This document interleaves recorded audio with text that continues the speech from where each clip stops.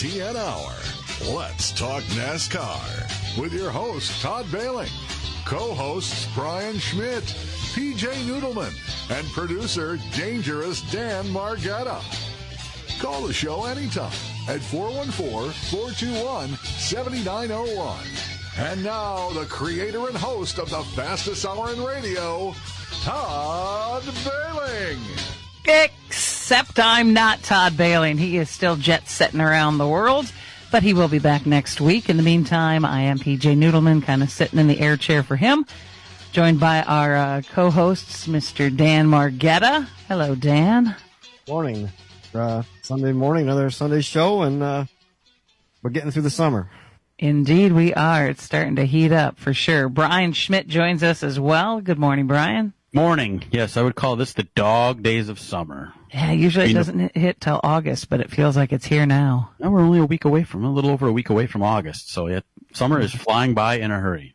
I call it moist ass season because that's kind of what it feels sure. like. Yeah, yes. Swamp ass for sure. Well, we had a heck of a race at Sonoma. SVG putting on a clinic. Holy smokes.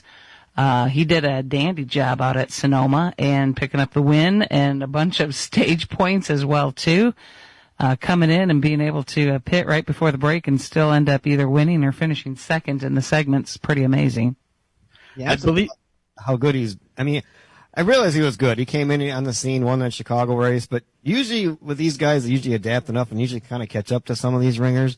And they haven't caught up to him on the road course. I mean, he's that much better than everybody else right now, which is surprising. I thought there were some guys that can maybe give him a run for the money, and they really haven't. And now you're in a situation where he's tied for the most wins this year, and as far as the playoff picture, he's putting himself enough points in his bucket that he might move a few rounds at a time, way quicker than we thought he would because he hasn't shown much in the ovals. Yeah, we have another road course yet in August as well, Watkins Glen, where he's really good there. I think we even won the Xfinity race there last year. So I wouldn't be surprised if he's able to win it there. The rest of the field has got to be very happy that you get a couple weeks now of no more road courses and you get back to the ovals here, and we'll see if he's human, which I would assume he will be. But no practice and no qualifying at all at Dover. So SVG, because of this metric, gets a really good starting spot today at Dover. So yeah. If he can keep his head above water there, ride it out, he could end up with a decent finish today. Amazing, honestly, that would happen. And why do we have so many road courses lately? What do you guys feel like is the reason for that? It's just how the schedule kind of lined up this year with, moving Sonoma to July for the first time and having Chicago be the week before. So it kind of just lined up that they had two of them together there. Now we have a couple week break with Dover, Indy, Iowa, and then we go back to the Glen. And then we only have one left with the Roval. So, six.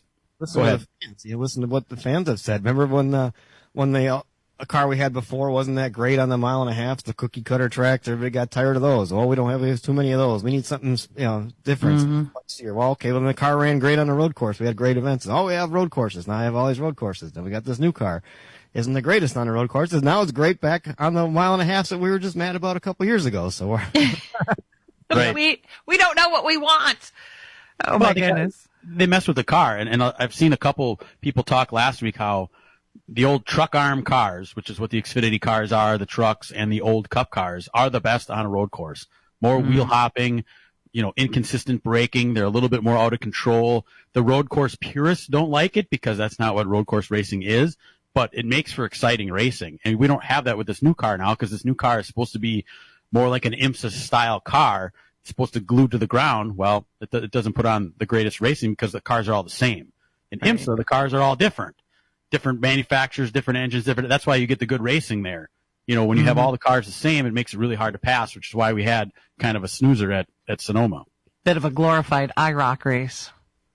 Yeah, pretty much. And then when you have one guy that's that much better than everybody else, he's just going to kick everybody's ass, and that's what he did. Yeah. You mentioned Chicago, the street race. That is officially now off the table for 2026, but it sounds like they're kind of keeping the door open for the future. They want to. I mean, that's what they're talking about, but, I like how they say we're just putting it on pause for 2026. Well, I don't know. I mean, if I was a betting man, I don't know that it'll be, 5 years maybe before it comes back, if that. We'll see. We'll see what they come up with. See if they decide to go over to the oval. and try that event. I don't know. There's been talk of that. Who knows if that's going to work?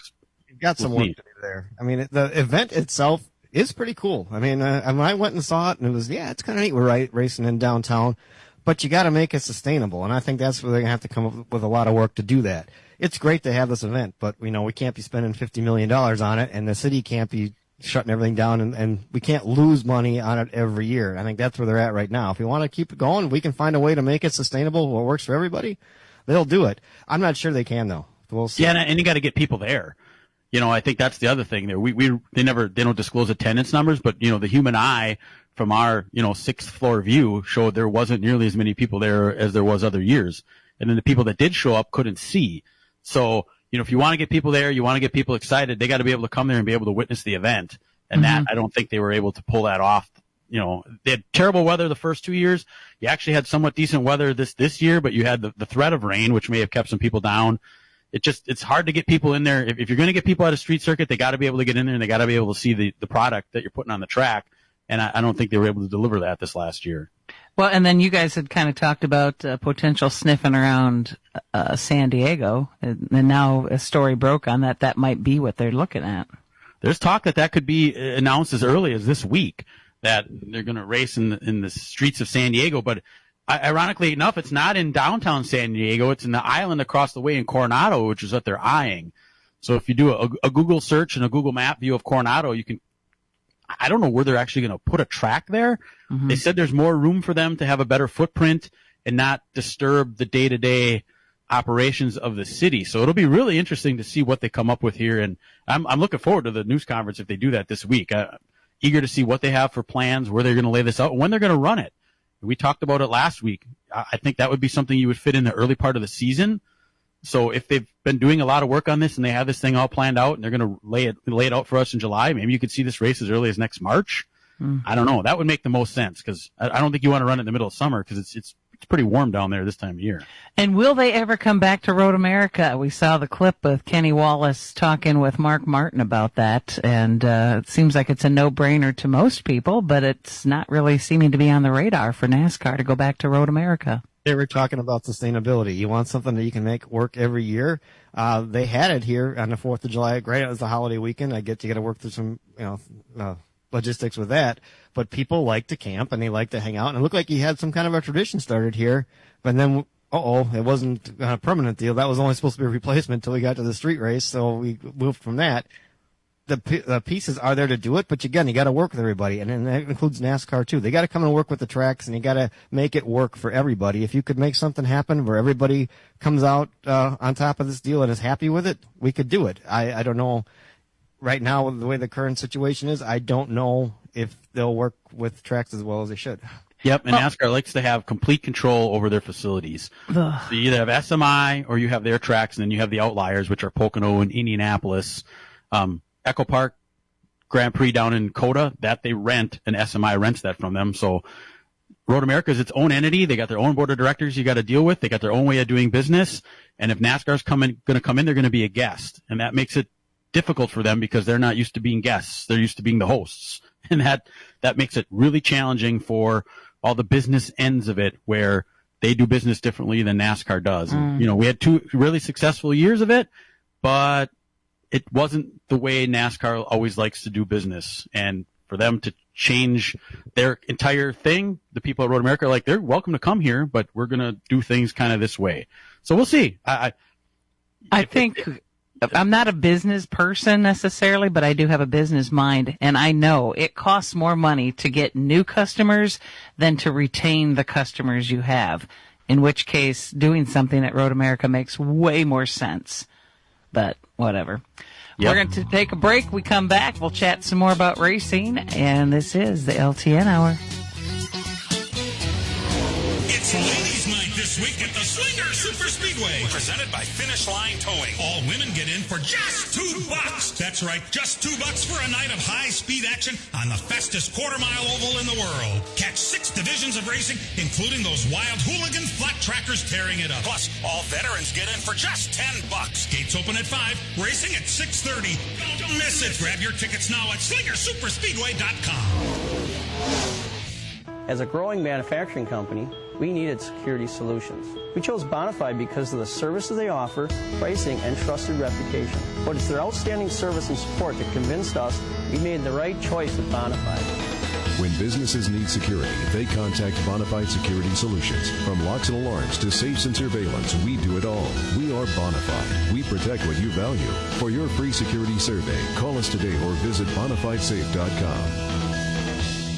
The summer heat is on, and PMF Landscape Supply in West Bend has everything you need with fresh mulch arriving daily. From premium hardwood mulch to hemlock and pine bark to EnviroMulch in red, gold, chocolate brown, and black colors. PMF also has a large variety of decorative stone and granite, as well as field stone, topsoil, and compost. For all your landscaping needs, visit PMF Landscape Supply, 5470 River Road in West Bend. Call 262-338-8800. Or visit pmflandscape.com. Friends of racing for many years. PMF Landscape Supply in West Bend. Chimney Mechanics installs and services wood, natural gas, propane, pellet stoves, and chimneys. We service all of Wisconsin, the UP, and Northern Illinois. We repair all brands and all models of fireplaces, no matter where you bought it. We do custom chimney caps, liners, chimney fire repairs, water and stonework, water leak repairs, and replacement dampers. We do new construction and insurance work. No job is too big or too small. ChimneyMechanics.com. That's Chimney Mechanics with an X. Check us out on Facebook. Right now, the Dan Patrick Show. Dan Patrick. Anthony Edwards. You know, when you're drafted that high, it's like, okay, we want to see what you have. Anthony Edwards is 23, so you got to be fair to the timeline here. Because we were looking for the next Jordan for how long? Well, we're still looking for the next Jordan. Anthony Edwards, he reminds me of Jordan. No, not me. Not yet. The Dan Patrick Show. Dan, the Danettes, and you. The Dan Patrick Show. Weekdays at 8 a.m. on Fox Sports 920. Welcome back to the LTN Hour. I want to thank Chimney Mechanics for being on board as one of our supporters this year. If you have not scheduled your yearly inspection for your chimney yet, you can do that by heading over to their website, chimneymechanics.com. It doesn't matter what kind of a fireplace you have. It's definitely worthwhile to get it checked out. Along about the fall and winter time is when we start to hear about those terrible house fires. If you take care of it, they will prevent you from having a catastrophe, including certified dryer vent sweeping. A lot of dryer fires can happen too this time of year. So Chimney Mechanics with an X.com. And if you mention LTN, you'll get $25 off, but that's only good through this month. So Chimney Mechanics with an X.com. So lawsuits abound, and seems almost like this is a game of chicken continuing with NASCAR and the 2311 team, and it's kind of an effort to see who has to pull their pants down further. Where are things at in your mind, Dan? Everybody keeps seeing Danny Hamlin putting December 1st out there. That's a pretty important date for the lawsuit. That's the date of the trial. That's when everything's supposed to come to head. If they get to that point and we lay everything out and everything gets put out in open court and we can see everybody's books and everything, that's kind of what they're banking on, I guess, because this week they were denied. They tried to get a restraining order to be able to still compete as charter teams, and they got denied all that. I think one of the major things the judge said in there was the harm you're trying to show really isn't there for the next two races, because like today at Dover and next week at Indianapolis, they're going to have to run as open teams without a charter. They really don't have a full field there, so the threat of not qualifying for that race really isn't there. Now, he said, should that change, that might change his reasoning on that. So a bunch of cars suddenly show up in Indianapolis and suddenly they have to qualify the way in, that might change the way that goes. They're not winning on that right now. I mean, it looks like right now the NASCAR's kind of got the upper hand in this thing is what it looks like. I think they're trying to pull it out all the way to go to December to push everybody into court and open up everybody's books, which is what everybody wants to see. Mm-hmm. And you get to that point, say you do it. Okay, we get to this trial date and it hits there and everything's out there. Everybody sees everything they're involved in and everything the teams are involved in, and a lot of stuff probably they didn't really want out there. What happens then? Okay, if you win this deal and you're all done, say they win the lawsuit. What goes on from there? What do we still race? Does this NASCAR say, okay, I'm done racing now. You want to do it? You have at it. Do we have to start over from scratch? What's the end game there? I don't understand what. And that was the money line from Denny Hamlin this week. They asked him in the press conference, what are your thoughts on an open team? Are you worried about Tyler Reddick being lured away from another team? And he said, I don't have any direct comments on that. All I can tell you is that this will be my blanket answer to all the questions about this. If you want answers and you want to understand all of why this is happening, come December 1st, you will get all the answers that you are looking for, and all of it will be exposed. And he was very confident in that statement. I saw the part of the press conference, and it's people tried to have follow-up questions, and he just kept saying, someone says, have you talked about running open cars and what that would mean if 41 cars show up? He goes, December 1st is all that matters. Mark your calendars. Mm-hmm. So he's confident that come December 1st, this is going to be all laid out there, and they're going to be, they're going to look like the good guys in this. But like you said, Dan, what's the end game in this? How do you win? Well, let's be honest. He'll be swaggering with that regardless, because this is the plot that they've chosen, so they're going to have to continue to stick and adhere to that. So, yeah, he's going to have unwavering confidence on that. And I also noticed, very unlike Denny Hamlin, you watched the Xfinity race yesterday, he was in the booth with those guys doing the race, and it's like, Denny Hamlin never does any of that extra stuff. So is he trying to get his face out there so people hear more of him? I mean, he was always a kind of a guy that he wouldn't dodge that. Yeah, he wouldn't do the extra stuff. He wouldn't come and, even when they did the drivers only broadcast, he was never a part of those. He was never that. But all of a sudden, he turns up yesterday doing the Xfinity race, and he did a great job. I mean, I thought he did really well, but it was just very surprising to see him. Right. Probably needs some money, because as a non-chartered team, they're not getting as much, right? And you probably saw that $1 million check that Joey Logano got for promoting the sport. Remember? Didn't they? Oh, yeah, right. Right. Yeah. Right. So basically, he's a whore. Yeah. I just don't know where he thinks how they're going to come out ahead when this is all done, because this is still NASCAR series. It's still their rules. They run it. And there's a lot of stuff I disagree with what they do as well, but how do you think you're going to win this, I guess, is the ultimate question, and he won't even answer that. Do you think that that's mostly driven because Michael Jordan's involved, and Jordan brings that NBA mindset to NASCAR, which is not apples to apples? Yeah, and plus Jordan's got the kind of the clout to go up against. Nobody else will be able to last as long, I don't think. Right. And there's a lot of opinion turning that way. You could probably take the mob mentality type thing, the social media type stuff, and say, okay, we can really make NASCAR look really bad. Okay, well, so you do. What's the point? How does it benefit everybody in the end? Now you just kind of beat everything down. I still like the judge's comment about how you guys are trying real hard to burn down the roof over your heads. Mm-hmm. It's out.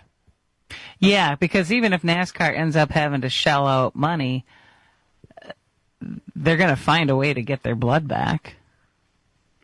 The ultimate end game for this is we get to Phoenix, Denny Hamlin's in the Final Four, and he finds a way to actually get it done and win his first title as an unchartered team.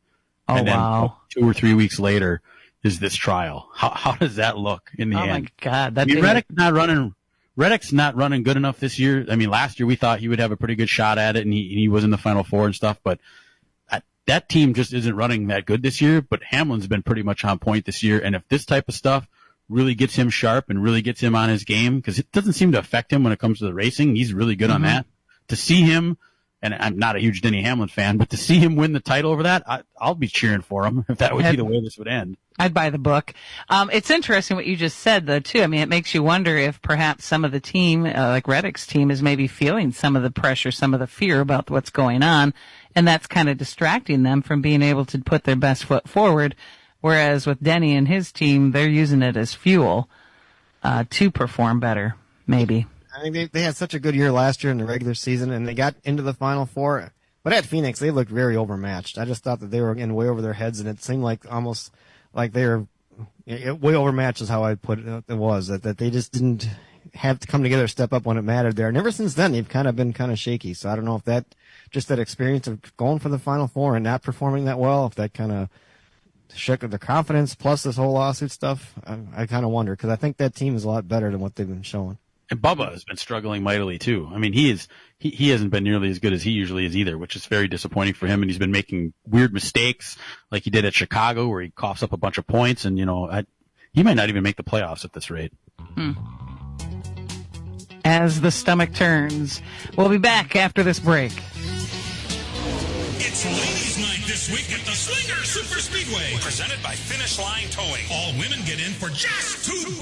That's right, just $2 for a night of high-speed action on the fastest quarter-mile oval in the world. Catch 6 divisions of racing, including those wild hooligans, flat trackers tearing it up. Plus, all veterans get in for just $10.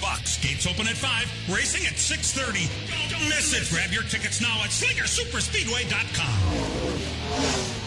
From racing engines to street engines, long blocks to turnkey packages, or complete custom engines, just ask and Wagner Automotive can fill your needs. All backed by many years of racing experience. These years of experience have provided reliability and performance that customers need to win races. Wagner's has been building championship-winning engines for top teams from NASCAR to short tracks in your backyard. This expertise has carried over to street engines they supply to top custom car builders. The Wagner Company, in the heart of Wisconsin, is outfitted with the state-of-the-art machinery necessary to design, manufacture, build, and test custom engines and their accessory parts. Dyno services are independently available for anyone needed to test their engine. Wagner's Company can also provide you or your company with production CNC machining or welding services. All your questions and requests are handled personally by Casey Wagner. Just give us a call at 920-394-3557 or visit our website at WagnerAutomotive.com. Miller Sales and Service of Random Lake is where to go for a trailer, no matter what you're hauling. Tom and Jerry Miller have been selling trailers from B&B, Trophy, and Bravo for over 50 years. Quality and integrity is what put them on the map on the corner of 57 and K since 1939. Home of the number 89 dirt and asphalt cars of Brad Miller. That's Miller Sales and Service. It's where to go for a trailer, just 20 minutes north of Milwaukee. Call them 920-994-4358. As a growing manufacturing company, we needed security solutions. We chose Bonafide because of the services they offer, pricing, and trusted reputation. But it's their outstanding service and support that convinced us we made the right choice with Bonafide. When businesses need security, they contact Bonafide Security Solutions. From locks and alarms to safes and surveillance, we do it all. We are Bonafide. We protect what you value. For your free security survey, call us today or visit BonafideSafe.com. Is the Herd. Wow, wow, wow, wow, wow. With Colin Cowherd. He now is eligible for $380 million with the new CBA, and I would have no problem writing that check. Unlike Luka, I don't question his fitness. I like Donovan Mitchell. I don't think he elevates teammates quite as much as SGA does. This is the Herd. The Herd with Colin Cowherd. Weekdays at 11 on Fox Sports 920. Welcome back to the LTN Hour. Todd Bailing on holiday. He is actually still over in Europe. He does report that the CW only offered Xfinity coverage with no announcers over in Europe. Not sure if that was just because of a language barrier or nobody wanted to hear the talking heads. I don't know. But if you'd like to participate in the show today, you can give us a call.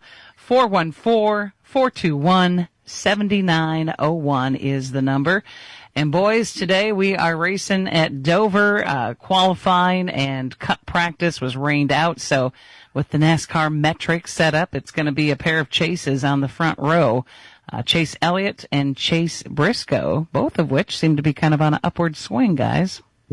Yeah, it's going to be interesting to see them. You know, they haven't been on ovals now since Atlanta, which was a kind of a restrictor plate track. So you're going all the way back to Pocono since the last kind of traditional type of race, and I wouldn't even call Pocono a traditional track. So it'll be interesting to see how this all plays out for these guys when you're going out there cold turkey, no practice, no qualifying, no nothing. As I said before, you got SVG way up there starting in 6th.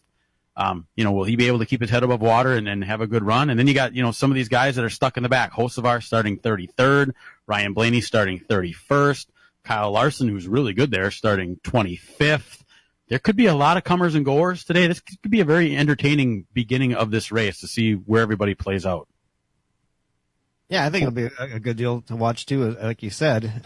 Dover's kind of different. I mean, it's a fast mile and it's kind of tight, isn't it, in the corners? I mean, you're in the corners so much here that it seems like a lot of the time is made there as far as if you're going to, make ground on somebody. So you kind of have to plan your pass in the middle of the corner and maybe get them coming off and get them on to pass them on the straightaway kind of thing. So those guys in the back of the field, it's going to be kind of hard, I think, to get through traffic here without moving somebody. It is a tough track to get around. I particularly enjoy the trophy for this race, though, with Miles the Monster. Yes. Yeah, that's what it is. A lot of guys say, it's a several story drop from when you're running on the back straightaway or the front straightaway and you drop down into the corners. I think it's like they said 3 stories. So it has that roller coaster type feel to it. So I know a lot of the Xfinity guys, the first time they go out there, it kind of almost freaks them out a little bit, even the ARCA guys. But you don't have that in the Cup Series because these guys are all fairly experienced. But I don't know. I'd be a little nervous going out there with no practice at all. I know they got a lot of sim and all that type of stuff they have now, but still, of all the tracks to go to where you don't get any practice, this one would have me a little on edge, I think. How do you think that will impact SVG? I don't know. That's I guess that's the biggest thing I'm most interested to see at the beginning of this is to see how he does there without any of that practice and getting to start way up in the front because we all just assume if they were qualifying he'd probably be mired back and probably outside the top 25. That seems to be where he's qualified all year on the ovals. But to get that type of a spot, can he hang? William Byram's next to him. Can he hang with those guys? Will he be able to stay up there? I think that's an interesting storyline to see for the start of this race. Laps have been put on the track, not a lot. I mean, they got the Xfinity race till about 135 laps of the 200 before they had to call it because of rain. So there's not a lot laid down, is there, rubber-wise either? No, there isn't. And then that concrete, it disappears quickly too. So unlike the blacktop where the rubber can stay on there and survive, some rain. I mean, even on a normal day when you don't have the rain, a lot of times the sweepers go out there and they're able to pull that rubber right off. So track's going to be very green when they go out there today. Well, we'll be making our picks here toward the end of the program. Looks like Todd Bailey already is picking Ryan Blaney. From the back, from 31st. Oh, it's my guy that I normally pick, and now he picks him? What the heck? How does that work? Oh, we can just veto it. We can void his pick because he's not in the country. For sure. So, with the race at Dover, we're in the playoff picture. It's still kind of the same with who's on the bubble there, Brian. Yep, it is very much so. I got to bring up my point standings here. I didn't have them quite in front of me at the time. 6 going on for the cutoffs. I mean, it's getting down there, and there's still a few guys that haven't won yet that maybe could pull something off. I don't know. Today, I'm thinking guys that are out of the Kyle Busch, for example. I'm not sure they've been running good enough to win yet, but you never know with him. They could pull something out. But guys like that, there's a couple guys that are far back that are going to need to win to make the playoffs. And places like this on an oval might be the way to do it. And they're running a tire compound that was specifically designed for Dover, not going to be used at any other track this season, too. So it seems like there's a whole lot of elements that prevent or contribute to the unknown for today's race. I think you're looking at, is it Priest and Bubba Wallace? Are those the two that are on the verge of the cutoff right now? There's 3 points between them? Yeah, yep. Yes, yep. So we shall see how that all breaks down there as well, too. That's a little frightening, perhaps, for some. I don't know if Bubba can rise to the challenge or Ryan Preece. But like you said, Kyle Busch is right there, too. He's 37 back, but you have a good day, that can change a lot of things. And if there's a place he's going to have a good day, you would think this would be it. He's got several wins here, and he could be strong at a place like this. Hocevar's another one. He's starting way in the back, but on the ovals this year, he's been really good. Yeah, that tank of his can certainly get where it needs to go. Yeah, and he's going to need it today. So we'll see if he's able to, be on the horn all day and get himself to the front. Yeah. By the way, Hocevar is going to be running the Red Bud this coming week on Saturday. We might be talking with somebody here shortly about the Red Bud. We'll see. But you boys are planning on taking a trip over there, too. Yeah, I've never been to the Anderson Speedway before. And actually, the Stars Tour has been off since the Slinger race. Can you believe that? That was on Father's Day weekend. So we're talking almost a month and a half since they last race. And a very similar track to Slinger, going to the Red Bud, the little, Rock'em Sock'em Robites type racing there. Dan's been there once you went to the Little 500 there once, correct? Yeah, I went to the Little 500, which Silver Crown cars, and they've started them 3 wide, and that was pretty crazy. I was there for Indy 500 weekend. That's kind of funny story. I was there with Mike Kristoff, whose name was John White. He was the traffic guy on the radio, and Lance Allen, our friend from TV, and I were there, and we were talking to some of the fans that were around, and they said, well, you obviously could tell we weren't from around there. Like, no, we're from Milwaukee. And Lance was talking to him. He said, yeah, no, actually, we kind of work in the media. One of us does a radio show, one does a traffic report, and one of us is on TV. And he looks at us and he goes, I know which one of y'all is on TV. Jeez. We'll be back. This is the LTN Hour.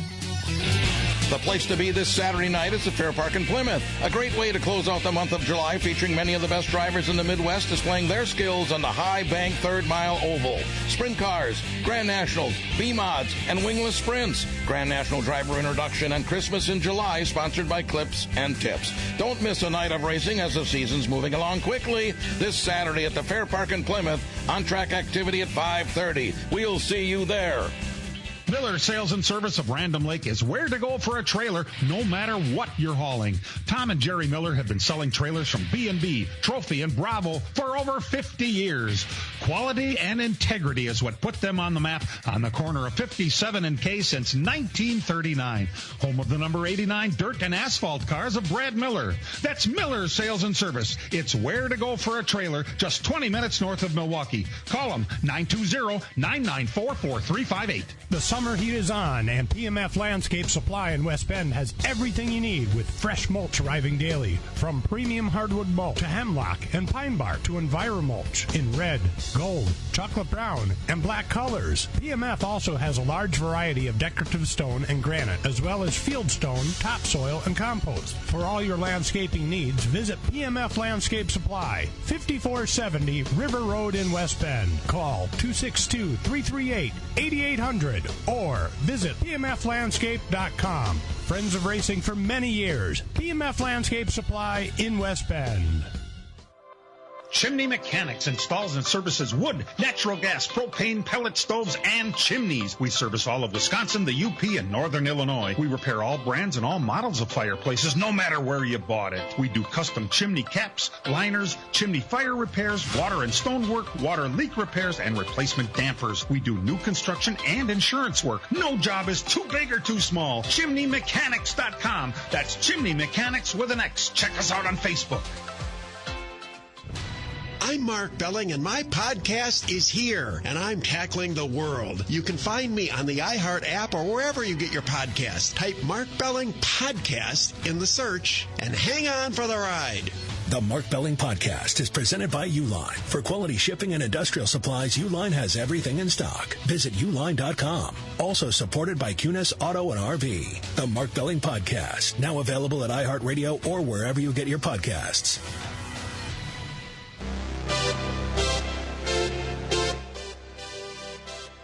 Welcome back to the LTN Hour. Joining us now as a guest, special guest, the GM of Anderson Speedway, which is set to host the Redbud once again this coming weekend on Saturday, Mr. Jared Owen. Hey, Jared. How are you guys doing this morning? We are doing very well. Of course, your race, it's like one of the longest running short track race events in the history of this nation. I think this is going to be the 59th running of the Redbud 400 this weekend. It sure is. It's pretty incredible when you think about it. We were approving the final T-shirt designs this past week and looking at all the former winners and going back to 1967. So pretty cool. It is cool. Are you putting all the winners on the back of the shirt? I love when people do that. Yeah, we sure are. So we have two different versions. So we have, I would say, the more typical race version. You know, I mean, what we see in racing. Then we have an old 1980s or 1970s style Mark Martin ASA car on the front of it, and all the former winners on the back. So it's a really cool kind of throwback winners T-shirt this year. Nice. Yeah, Martin won that thing 4 times now. I think 4 or 5. Him and Johnny Van Dorn are tied for the most wins ever in the Redbud. So their names are on there a lot. But yeah, it's cool. Mark Martin's pretty active on social media, and just here a couple weeks ago, he posted a picture of his first win at the Redbud at Anderson, and I think his comment was one of the biggest wins of his life because it really helped set the trajectory to NASCAR for him. For sure. And there are a lot of NASCAR ties with that. You're going to have Carson Hocevar in the field. You're going to have Ross Chastain on hand as well, too. Talk a little bit about getting those guys to come. Absolutely. I mean, it's pretty cool. It's Brickyard weekend in Indianapolis, so the Anderson Speedway is located just 45 minutes northeast of Indianapolis. So a little, right about 55 minutes to an hour away from the Indianapolis Motor Speedway. So cool to kind of have our big stock car race the same weekend as the Brickyard. And we were lucky enough with the team at Van Dorn Racing and Van Meters to be able to have a second car to put Carson Host of RN. So Carson won the race a couple years ago, and everybody knows him now in the Cup Series and the waves he's making. And we're excited to have him back. And then Ross Chastain, we were hoping might race, but has some other sponsorship commitments, but he's still going to come and be the Grand Marshal, and we're excited to have him. So was it always in the plans to, like when the schedule was put out, to have it Brickyard weekend? I mean, I've been to the Brickyard several times over the years, and I don't ever really remember having an event during that weekend. Or was it by coincidence, or did the ASA Stars Tour kind of plan to have it the same weekend as the Brickyard? Yeah, it's bounced around a lot over the past. I've worked at the track for 11 years, and it was weekdays, and we kind of went away from the Brickyard, and we've come back with kind of the goal. Our goal was to try to entice a couple of NASCAR guys to come. So that was kind of strategic in our part. That's what we wanted to do. And a lot of it now is before was we didn't have cars that the guys could run. We've kind of solved that problem working with teams, and the teams are been really gracious to work through that with us. But they have a lot of sponsorship commitments, especially Saturday night, the night before the race. So trying to work through those, because at the end of the day, that's their full-time job. They're just doing this for fun and coming out and supporting short track racing. So that's definitely the goal, and kind of working. It's a cool weekend. We saw someone post or made a comment to us that their Indianapolis Raceway Park, which is pretty close to Indianapolis Motor Speedway, is going to have the ARCA race and truck race Friday. Then they're going to come to Anderson for the Red Bud on Saturday, and then go to the Brickyard on Sunday. So kind of a full weekend for people, for big-time race fans. Yep, that's exactly what Dan and I are doing. This would be my first trip to Anderson. I've never been there before. Dan's been there once before for the Little 500. But talk a little bit about your schedule there. Saturday, you have an hour of practice Saturday afternoon. There's an on-track autograph session, and then the Red Bud goes green at 7:30. That's correct. Yep. So 400 laps. We just have one division that day. So it looks real strong. When we talked with the ASA National Tour last week, it looks like they're right at 20 cars, maybe 21. So they put their schedule. They'll put out the official entry list tomorrow, early afternoon, evening. Monday's kind of their traditional to put that out. So, but it sounds like the big hitters that we've expected and are coming. I mean, the Bubba Pollards, the Stephen Nasseys, those types of drivers, and then more local drivers like Dakota Armstrong and Billy Van Meter are all racing. So that's exciting for both local drivers and then people that follow late model racing over this country. Yeah, I think it'll be a pretty good event. Now, if people have never been to Anderson before, we're familiar with Slinger Speedway up here, the high bank quarter-mile oval. Anderson's kind of the same kind of concept. I mean, it's high banked and it's fast. The time I was there was pretty interesting to see, and at close quarters racing, I think you're going to have a pretty good show. I think the Stars Tour put on a really good show at Slinger earlier in the year, and I think we'll see a lot of the same here at Anderson. Yeah, very, very similar tracks. I mean, Slinger's definitely banked more. It's the fastest quarter mile. We used to have it. They fully have it. I'm not even going to challenge it. Great facility up there, but very similar racing. I mean, definitely a two-group racetrack. You're going to have to get up on the outside and pass if you're going to win this race. And what we saw the last couple of years, the field has gotten so competitive and so close that it really comes down. I mean, a 400-lap race is a long race for these teams. I mean, they're kind of getting to the part of the season where then they go to Winchester and run 400 laps on the big half mile there, and then go down to Nashville. I think it's a 200 or 300-lap race. So kind of starting to lengthen them out. And there's definitely a point in this race where you have to ride. You got to save your equipment to be there for the last 100 laps, 50 laps. So you'll see that, and then these guys come alive, and they'll definitely be beating and banging, and it's definitely close quarters racing. So we're definitely excited for it. What's the best way to get tickets, Jared? Are you doing reserved seats this year, or what do you have going on there? Yeah, it's general admission seating. So, but if you do purchase your tickets before race day, you save $5 for adult tickets. So they're $20 in advance, $25 on race day. And those can be purchased at AndersonSpeedway.com, or you can call our ticket office or come by the track Monday through Friday from 10 a.m. to 4 p.m. Next Friday, so we have they have an optional open practice I think it goes until 5:36. We'll be open selling tickets in the office until the conclusion of practice. So. All right. Well, good luck. We look forward to seeing a great Redbud 400 next Saturday, July 26th at Anderson Speedway. Thanks so much, Jared, for joining us. Thank you. You guys have a great day. You too. We'll be back. IndyCar is back at the Milwaukee Mile August 23rd and 24th. The Snap-on Milwaukee Mile 250 weekend features a high-stakes NTT IndyCar Series race on Sunday, and the free fan zone will be buzzing with energy all weekend long. Don't miss out on the non-stop action. Get your tickets now at WIStatefair.com for an electrifying IndyCar experience at the Snap-on Milwaukee Mile 250 weekend, August 23rd and 24th. As a growing manufacturing company, we needed security solutions. We chose Bonafide because of the services they offer, pricing, and trusted reputation. But it's their outstanding service and support that convinced us we made the right choice with Bonafide. When businesses need security, they contact Bonafide Security Solutions. From locks and alarms to safes and surveillance, we do it all. We are Bonafide. We protect what you value. For your free security survey, call us today or visit bonafidesafe.com. The summer heat is on, and PMF Landscape Supply in West Bend has everything you need with fresh mulch arriving daily. From premium hardwood mulch to hemlock and pine bark to EnviroMulch in red, gold, chocolate brown, and black colors. PMF also has a large variety of decorative stone and granite, as well as field stone, topsoil, and compost. For all your landscaping needs, visit PMF Landscape Supply, 5470 River Road in West Bend. Call 262-338-8800. Or visit pmflandscape.com. Friends of racing for many years. PMF Landscape Supply in West Bend. Rev up for the Motul Sports Car Grand Prix featuring IMSA at America's National Park of Speed. From July 31st to August 3rd, experience North America's premier sports car series at Road America. Witness edge-of-your-seat, down-to-the-wire battles featuring elite machines from nearly 20 top manufacturers. Mercedes, Ferrari, Chevrolet, Aston Martin, and more. Don't miss the perfect blend of driver skill and cutting-edge technology in this adrenaline-filled weekend. Get your tickets now at roadamerica.com. Motul Sports Car Grand Prix featuring IMSA, where speed meets precision.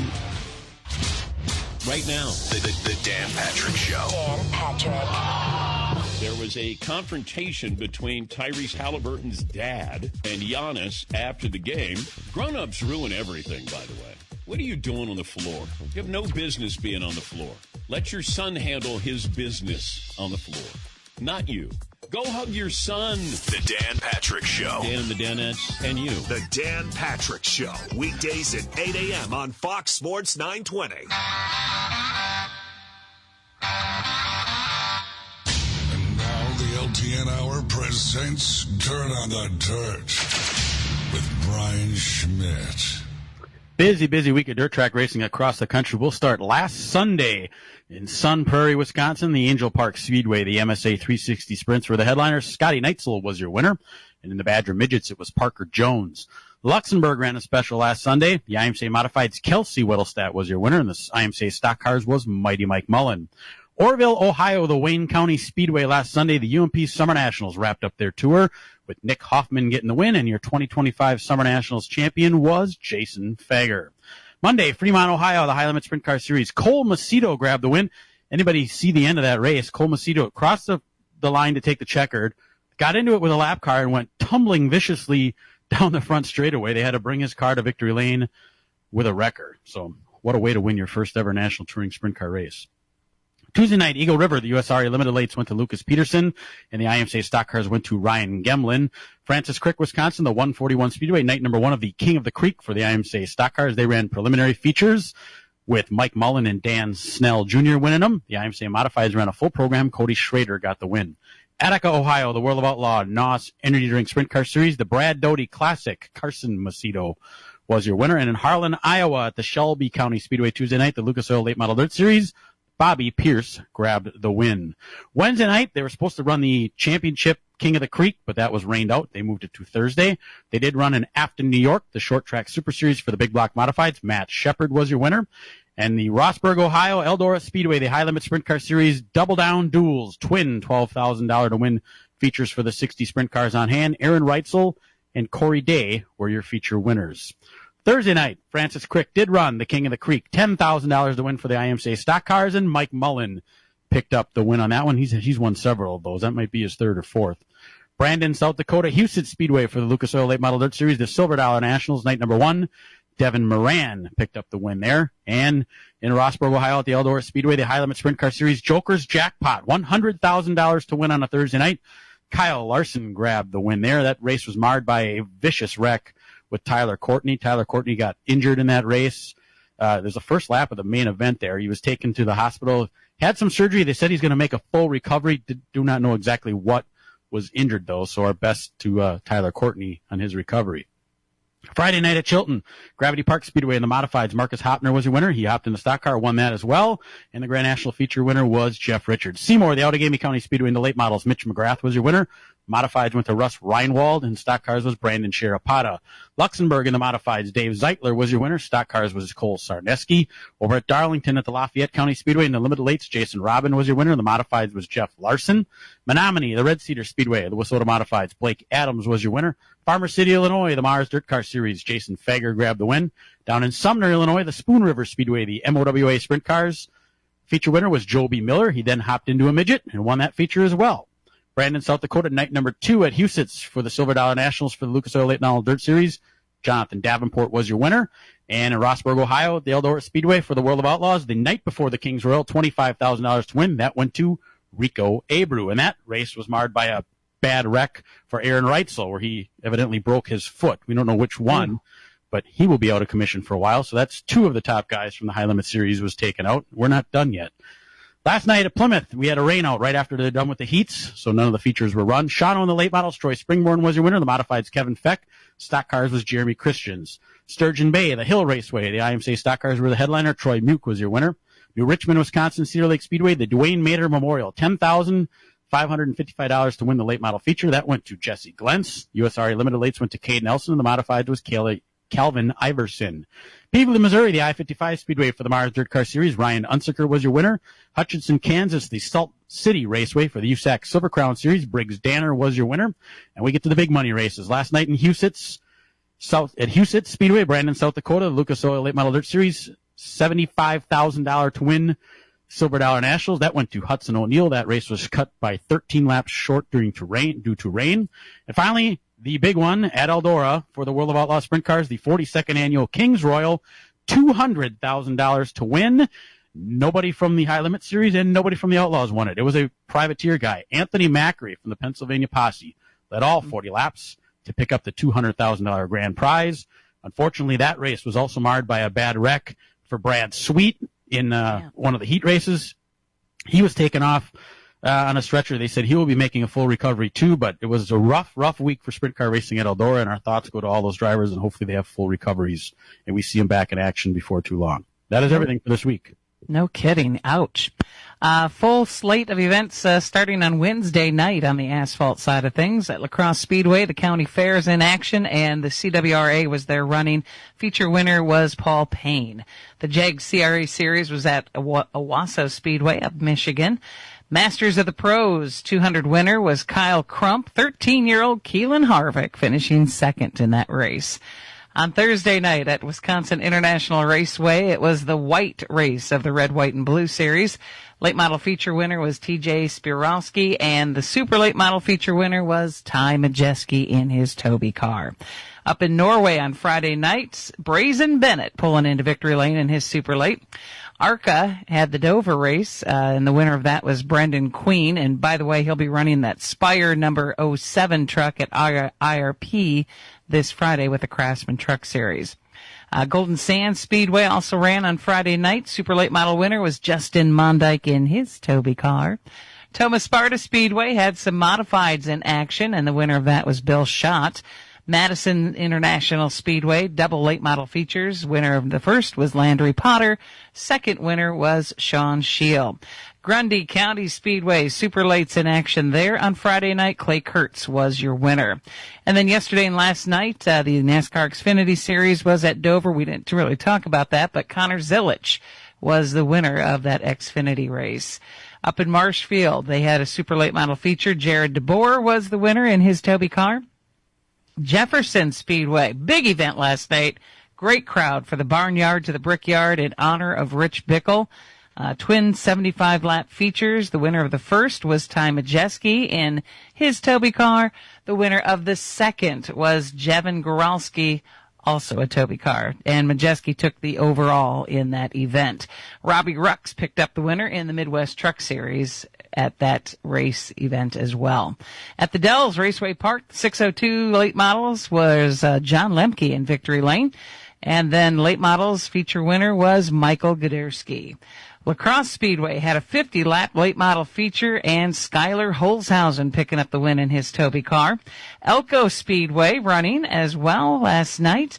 They did a 25-lap feature for the late models, and Owen Giles was the winner of that. And then they did a 40-lap feature in honor and memory of Dwayne Behrens, and it was Chris Merrick who picked up the win in that. Also last night at Hickory, the late model stock cars were running, and Caden Quapple picked up the win for that one. And then now on to today. Of course, we mentioned earlier, Chase Elliott is on the pole after qualifying and practice rained out, so he'll be taking the green flag at Dover this afternoon at 1:17 Central. TNT has the broadcast. And then tonight, Slinger, it's ladies' night. All ladies admitted for just $2. I was going to say 2 bones, but I probably better just say bucks. We'll be back after this. The place to be this Saturday night is the Fair Park in Plymouth. A great way to close out the month of July, featuring many of the best drivers in the Midwest displaying their skills on the high bank third mile oval. Sprint cars, Grand Nationals, B-Mods, and wingless sprints. Grand National driver introduction and Christmas in July, sponsored by Clips and Tips. Don't miss a night of racing as the season's moving along quickly. This Saturday at the Fair Park in Plymouth, on-track activity at 5:30. We'll see you there.